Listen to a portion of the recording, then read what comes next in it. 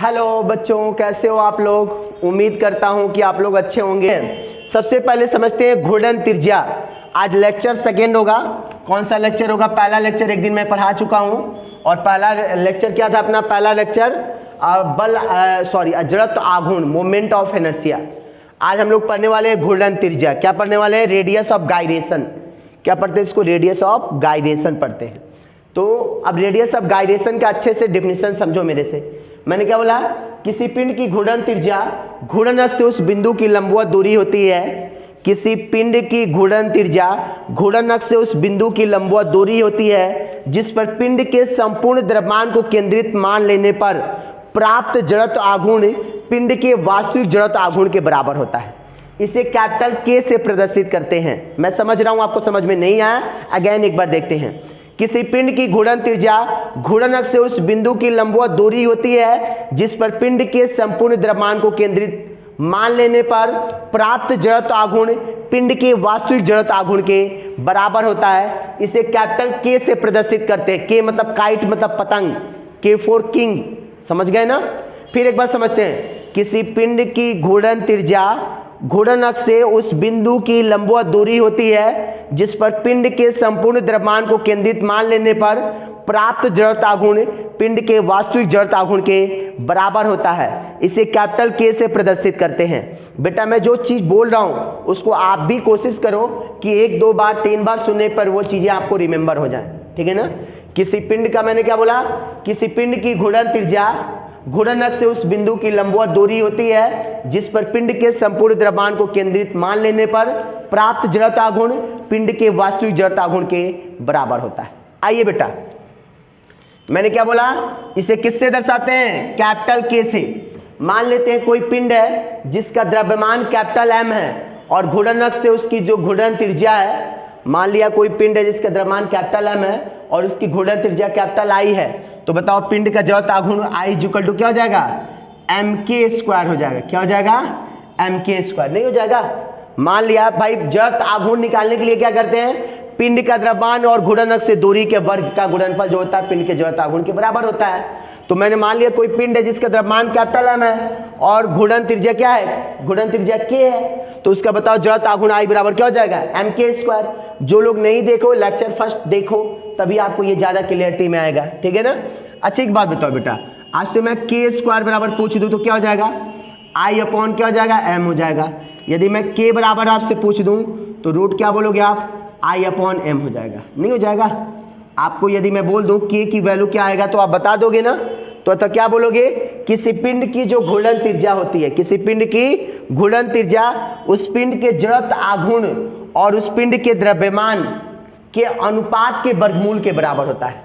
किसी पिंड की घूर्णन त्रिज्या उस पिंड के जड़त्व आघूर्ण, किसी पिंड की घूर्णन त्रिज्या उस पिंड के जड़त्व आघूर्ण और पिंड के द्रव्यमान के अनुपात के वर्गमूल के बराबर होती है। आप नहीं बोल सकते हो? तो इसका एक परिभाषा क्या बोल दोगे? अतः किसी पिंड की घूर्णन त्रिज्या उस पिंड के जड़त्व आघूर्ण और द्रव्यमान के अनुपात के वर्गमूल के बराबर होती है। ठीक है ना? तो अब एक चीज समझना, किसी पिंड की घूर्णन त्रिज्या हमेशा वही रहेगी, लेकिन यदि पिंड की घूर्णन त्रिज्या बदलेगी कब? जब घूर्णन अक्ष से उसकी दूरी को बदल दोगे। जब तक पिंड की घूर्णन अक्ष से दूरी सेम रहेगा तब तक के का मान भी वही होगा। यदि घूर्णन अक्ष से पिंड की दूरी बदल दोगे तो के का मान बदल जाएगा। समझ गए? अच्छा बताओ, ये क्या है? एक त्रिज्या है, चाहे छोटी हो चाहे बड़ी हो, दूरी है ना, तो इसका मात्रक क्या हो जाएगा? मीटर। सीजीएस मात्रक सेंटीमीटर, एसआई मात्रक मीटर, सीजीएस मात्रक सेंटीमीटर और बीमित सूत्र एल हो जाएगा। क्या हो जाएगा?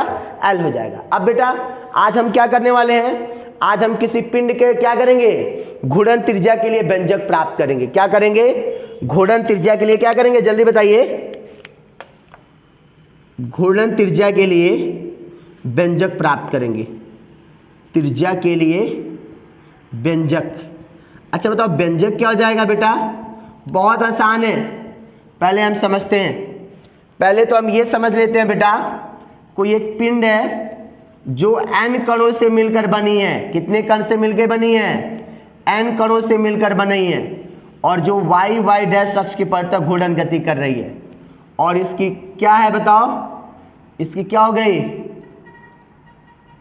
मान लो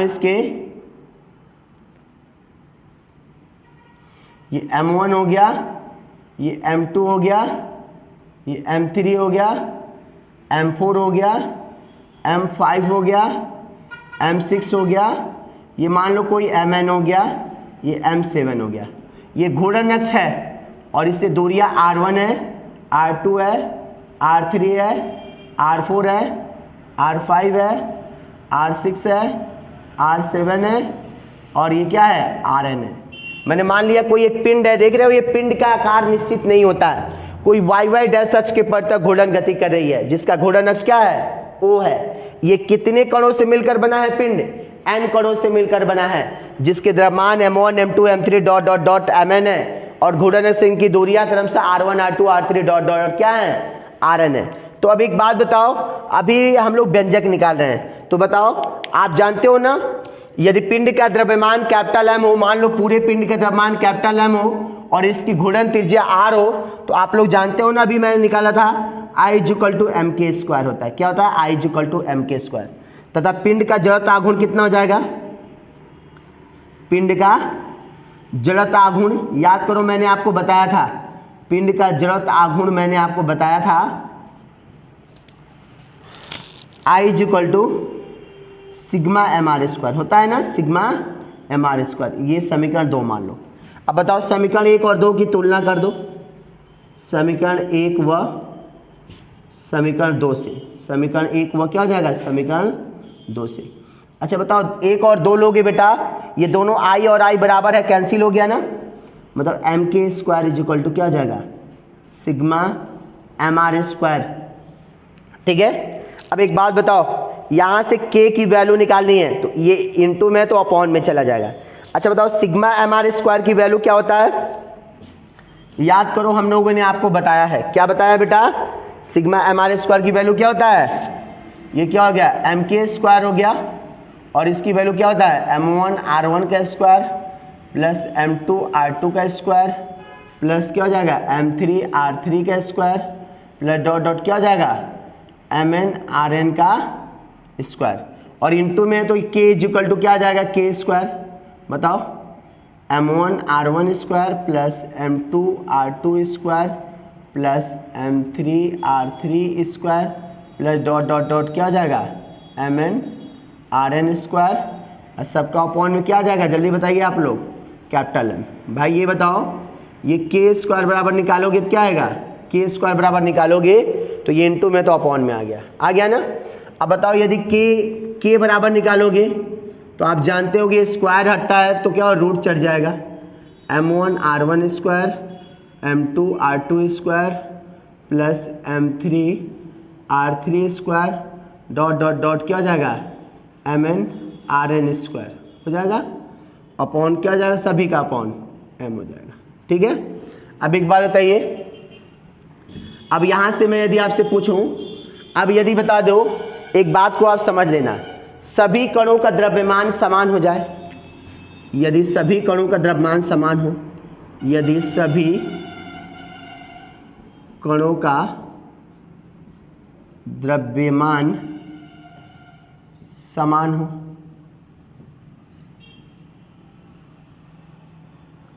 यदि सभी कणों का द्रव्यमान समान हो तो m1 बराबर m2 बराबर m3 बराबर डॉट डॉट डॉट mn बराबर क्या आएगा, m। हमने मान लिया कि सभी कणों का द्रव्यमान क्या है, m है, हमने ये मान लिया सभी कणों का द्रव्यमान क्या है, m है। तो बताओ संपूर्ण पिंड का द्रव्यमान कितना हो जाएगा, संपूर्ण पिंड का द्रव्यमान जल्दी बताइए आप लोग। देखो संपूर्ण पिंड के द्रव्यमान को कैपिटल M लिखोगे और देखो सभी कणों का द्रव्यमान कितना है, m है और कितने कण है इसके अंदर, n कण है, तो nm या mn हो जाएगा। भाई देखो n कण है और सभी कणों का द्रव्यमान m है तो nm हो गया, यदि 2 कण होंगे तो 2m हो जाएगा, 3 कण होंगे तो 3m हो जाएगा। ठीक है। तो अब बताओ k बराबर क्या हो जाएगा, तो k का मान क्या आएगा, जल्दी आप लोग बताइए। सभी m1 के जगह पे भी m रखोगे, r1 square m r2 square plus m r क्या हो जाएगा, m r3 square dot dot dot क्या हो जाएगा, mn तो m भी हो जाएगा और क्या हो जाएगा, rn स्क्वायर। ठीक है। अब बताओ संपूर्ण पिंड के द्रव्यमान पे क्या लिखोगे, कैपिटल Mn। अब बताओ यदि k बराबर आपको निकालना है तो क्या कर दोगे आप, k बराबर क्या करोगे, m कॉमन कर लोगे, r1 square r2 square r3 square dot dot dot क्या हो जाएगा, rn स्क्वायर हो जाएगा, और सबका क्या हो जाएगा, क्या हो जाएगा, mn हो जाएगा।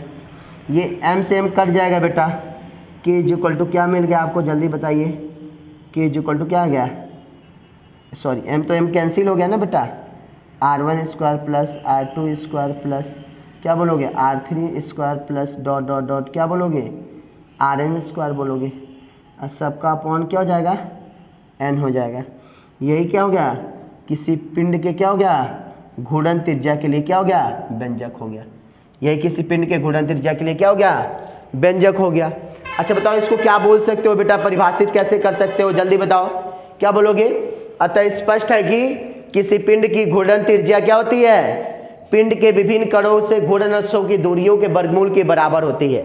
क्या स्पष्ट है, अतः स्पष्ट है कि किसी पिंड की घूर्णन त्रिज्या क्या होता है, किसी पिंड की घूर्णन त्रिज्या पिंड के संपूर्ण या पिंड के विभिन्न कणों से घूर्णन अक्ष से दूरियों के क्या होता है, वर्गमूल के बराबर होता है। ये घूर्णन अक्ष से दूरियों के क्या है, वर्गमूल के बराबर होता है।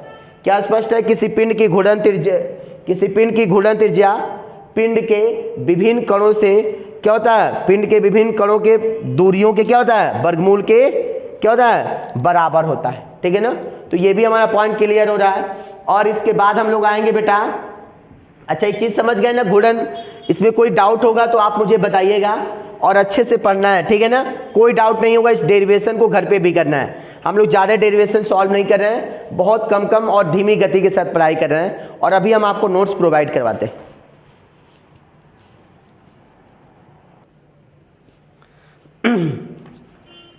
देखो हम लोग थोड़ा समझते हैं बेटा, कोई डाउट नहीं है, ठीक है ना, इसको और क्लियरिटी में अंडरस्टैंडिंग कर लेते हैं।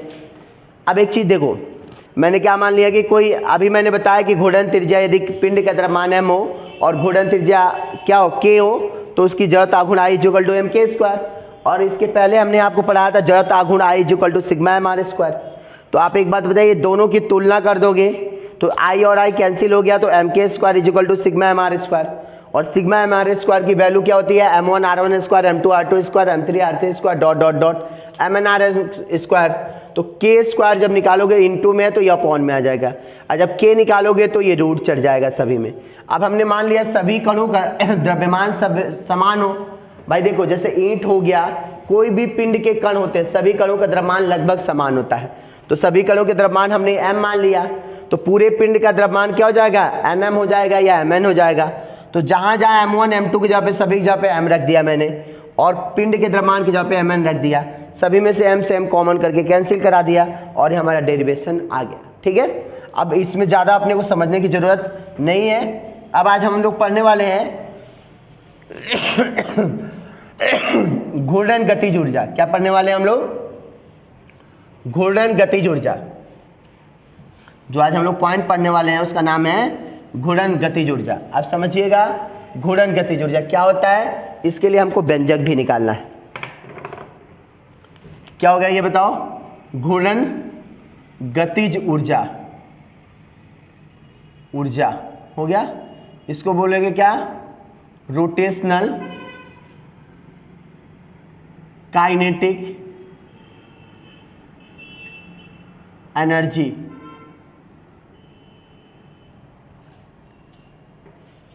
देखो रोटेशनल काइनेटिक एनर्जी, इसमें कोई दिक्कत अपने को नहीं है।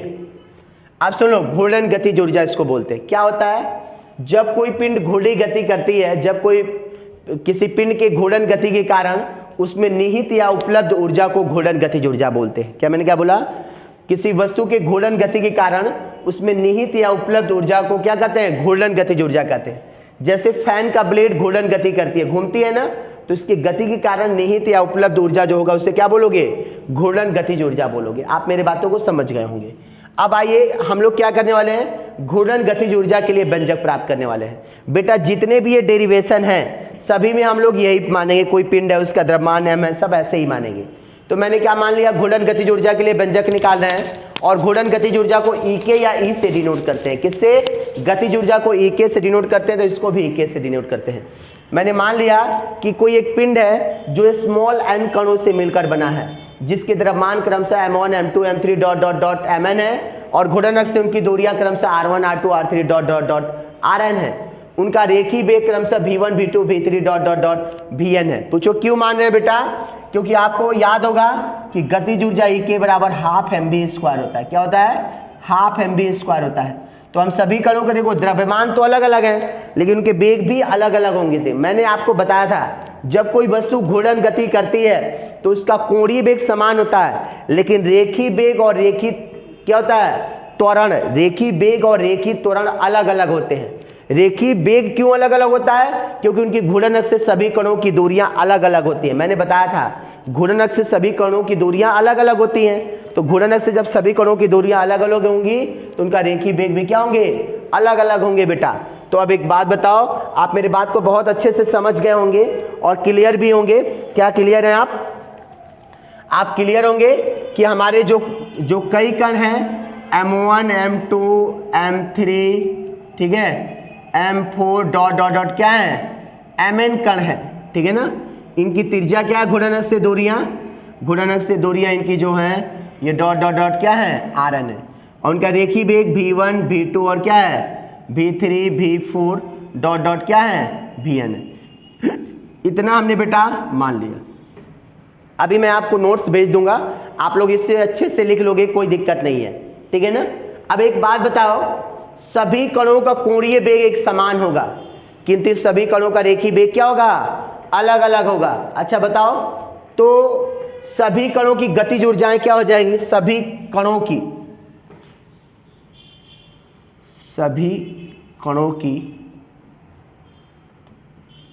गतिज ऊर्जाएं क्या हो जाएगा बताओ? पहला कण की गतिज ऊर्जा half m1 v1 square half m2 v2 square plus half comma लगा के लिखिए अभी half m3 v3 square dot dot dot क्या हो जाएगा? Half mn vn square. नहीं हो जाएगा बेटा? तो बताओ इतना जब हो जाएगा तो संपूर्ण पिंड का जड़त्व आघूर्ण कितना हो जाएगा? संपूर्ण पिंड की कुल गतिज ऊर्जा, संपूर्ण पिंड की कुल गतिज ऊर्जा बताओ, कुल गतिज ऊर्जा बराबर क्या हो जाएगा? संपूर्ण पिंड की कुल गतिज ऊर्जा बराबर क्या हो जाएगा? सभी कणों की गतिज ऊर्जाओं का योग, सभी कणों की गतिज ऊर्जाओं का योग। कोई दिक्कत है बेटा? अब एक बात बताओ, यहां पे क्या हो गया बेटा? संपूर्ण पिंड की गतिज ऊर्जा को क्या लिखोगे आप? EK लिखोगे। और क्या बोल रहा है? सभी कणों के गतिज ऊर्जाओं का योग। तो देखो पहले कण की गतिज ऊर्जा हाफ क्या है? m1 v1 स्क्वायर है प्लस हाफ क्या हो जाएगा? m2 v2 स्क्वायर हो जाएगा प्लस हाफ क्या हो जाएगा? m3 v3 स्क्वायर हो जाएगा प्लस डॉट डॉट क्या हो जाएगा बेटा? हाफ क्या हो जाएगा बताओ? mn vn स्क्वायर हो जाएगा, ठीक है। अब एक बात बताओ बेटा, अब हम सभी में से हाफ कॉमन कर लेंगे ना, तो हमें पास क्या मिलेगा? m1 और v1 के जगह पे क्या हो जाएगा? r1 ओमेगा का स्क्वायर प्लस क्या हो जाएगा? m2 और r2 ओमेगा का स्क्वायर प्लस m3 और क्या हो जाएगा? r3 ओमेगा का स्क्वायर, ठीक है, plus dot dot dot dot क्या हो जाएगा? mn rn ओमेगा का स्क्वायर। मैंने क्यों ऐसा किया बेटा? क्योंकि हम लोग जानते हैं, क्या जानते हैं? v equal to R omega, we know. हम लोग जानते हैं ना v equal to R omega होता है, तो हम यहाँ v के जगह पे क्या कर दिए? आर ओमेगा देख दिए। तो देखो उनकी त्रिज्याएं अलग होती है, घूर्णन से दूरियां अलग अलग होती हैं, लेकिन उनका कोणीय वेग हमेशा समान होता है। मैंने कई बार बताया है। तो बताओ बेटा ये क्या बन जाएगा? 1/2 आ जाएगा, m1 हो जाएगा r1 स्क्वायर ओमेगा हो जाएगा, r1 स्क्वायर ओमेगा प्लस क्या हो जाएगा बताओ? m2 r2 स्क्वायर ओमेगा हो जाएगा स्क्वायर प्लस क्या हो जाएगा? m3 r3 square omega square plus dot dot क्या हो जाएगा? mn rn square omega square, ठीक है। अब एक बात बताओ, सभी में से आप हाफ कॉमन कर लो, और एक काम और कर सकते हो बेटा, सभी में देखो ओमेगा स्क्वायर कॉमन है ई के बराबर, तो ओमेगा स्क्वायर कॉमन कर लो तो क्या हो जाएगा, सभी में से ओमेगा निकाल लो तो क्या बचेगा अपने पास m1 r1 स्क्वायर प्लस क्या हो जाएगा m2 r2 स्क्वायर प्लस क्या हो जाएगा m3 r3 square plus dot dot dot क्या हो जाएगा mn rn स्क्वायर हो गया। अच्छा बताओ बेटा ई के बराबर क्या हो जाएगा, हाफ हो जाएगा ओमेगा स्क्वायर, इसकी value sigma M R square होता है। क्या होता है, ये सभी को हम क्या लिखते हैं, सिग्मा एम आर स्क्वायर लिखते हैं। या ई के बराबर क्या हो जाएगा बताओ, हाफ हो जाएगा omega square, sigma M R square को क्या लिखते हो आप, आई लिखते हो। क्या लिखते हो, आई। यही क्या हो गया, किसमें संबंध हो गया, ये किसी घूर्णन गति करते हुए किसी पिंड की घूर्णन गतिज ऊर्जा के लिए व्यंजक है, या घूर्णन गतिज ऊर्जा और जड़त्व आघूर्ण में संबंध है। इसको कुछ लोग क्या बोलते हैं, घूर्णन गतिज ऊर्जा और जड़त्व आघूर्ण में संबंध है। ये बहुत इजी है, आप इसको आराम से कर सकते हो, कोई डाउट नहीं होगा। मैं नोट सेंड कर दे रहा हूँ, और कोई डाउट हो तो बताइएगा ज़रूर, ठीक है।